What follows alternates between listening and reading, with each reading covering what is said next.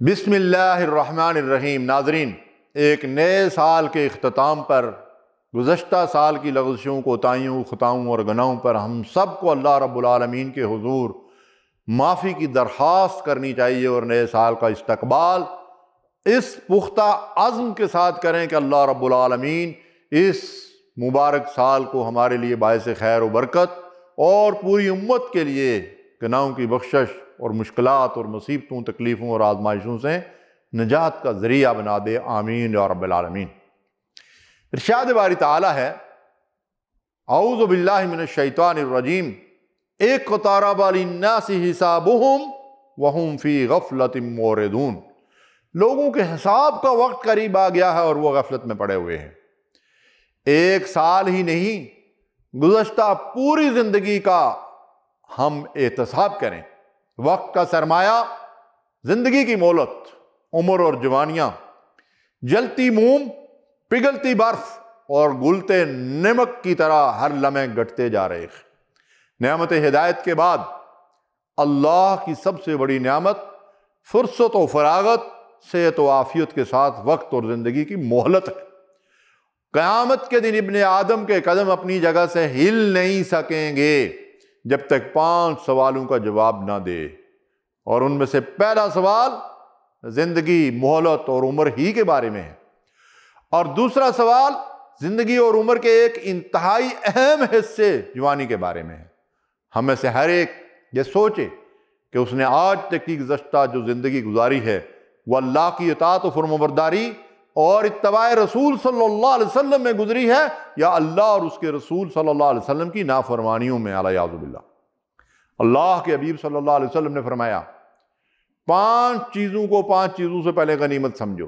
زندگی کو موت سے پہلے، جوانی کو بڑھاپے سے پہلے، فرصت اور فراغت کو مصروفیت اور مشغولیت سے پہلے، خوشحالی کو فقر اور تنگ دستی سے پہلے، اور صحت و تندرستی کو بیماری سے پہلے۔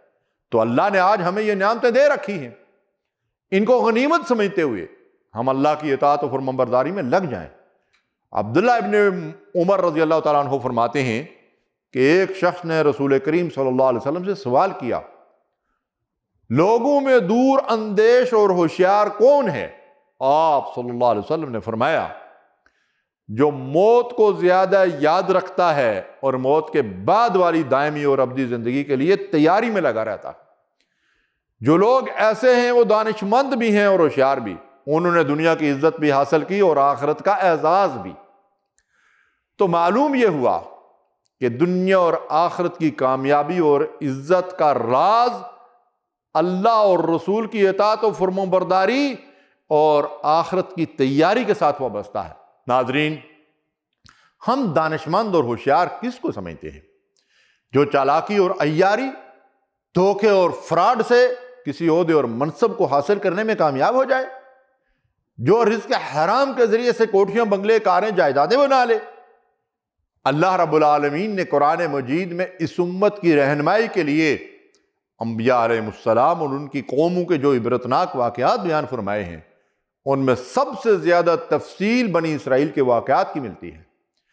بنی اسرائیل کے غلاموں اور کمزوروں کے مقابلے میں طاقتور فرعونیوں کا سمندر میں غرق ہونا، بلکہ اس سے بھی پہلے نوح علیہ السلام کی 950 سال کی دعوت اور محنت کے باوجود قوم کے سرداروں کا غرور و تکبر بھی طوفان نوح کی لہروں کا مقابلہ نہ کر سکا، اور ان طاقتوروں کے مقابلے میں کمزوروں کو کشتی میں بٹھا کر جودی پہاڑ پر محفوظ کرنا، یہ واقعات سال 9 کے پہلے مہینے محرم ہی کے واقعات ہیں۔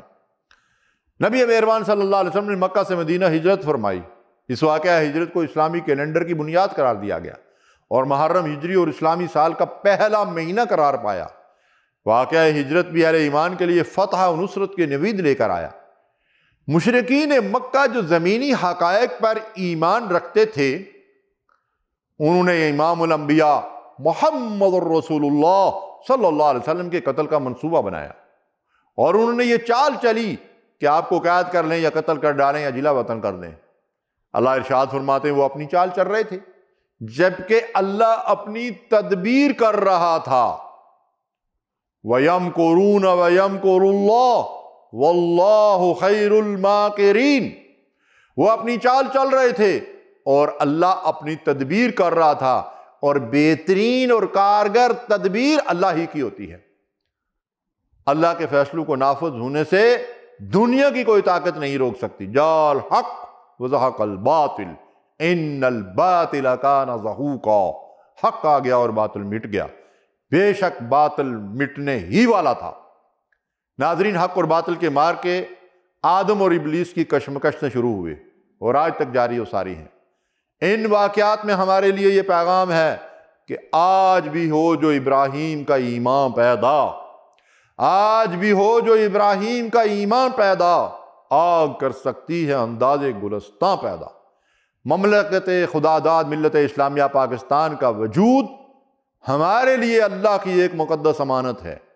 آئیے اس عظیم مہینے محرم میں ہم اللہ سے عزم نو کریں کہ اس ملک کو اس کے نظریے کی بنیاد پر ملت اسلامیہ بنا کر دم لیں گے۔ وما علینا الا البلاغ المبین۔ آمین یا رب العالمین۔